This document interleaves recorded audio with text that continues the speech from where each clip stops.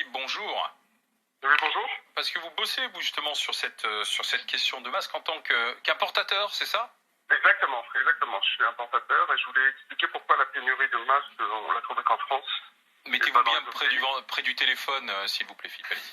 Oui, je voulais expliquer pourquoi la pénurie de masques se trouvait uniquement en France et pas dans les autres pays.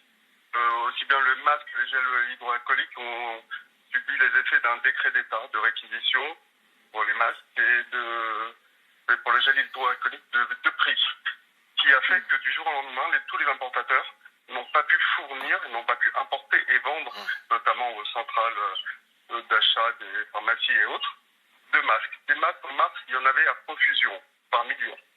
Et à cause de ce décret, il était impossible d'en importer et d'en vendre en France. Donc les importateurs se sont mis à les vendre dans les autres pays.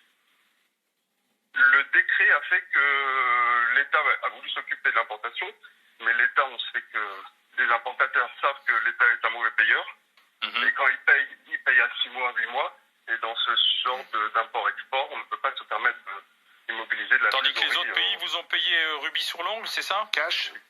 Exactement. Eh oui, bien sûr. Eh oui, ça aurait coûté sûrement moins cher que les milliards qu'on distribue pour le confinement. Exactement. Le prix de marché a certes évolué, mais l'État n'était pas prêt à payer. Juste une question, Philippe. Vous êtes en train de nous dire, Philippe, que quand M. Véran nous dit le monde entier commande des masques et la pénurie touche tous les pays du monde, ce serait pas vrai? Ah, pas du tout. Hein. Ah bon. Il y a certains pays, je vous envoie des photos, on les trouve sur étagères, dans les supermarchés, à profusion. Hein. Ah, D'ailleurs, pour les gels hydroalcooliques, ça aussi, c'est un vrai scandale. Ça revient. Parce que vous donnez hors antenne un numéro de carte bleue, c'est possible? Non, à l'antenne, je vous en faire livrer une centaine au but. Je vous en faire livrer une centaine.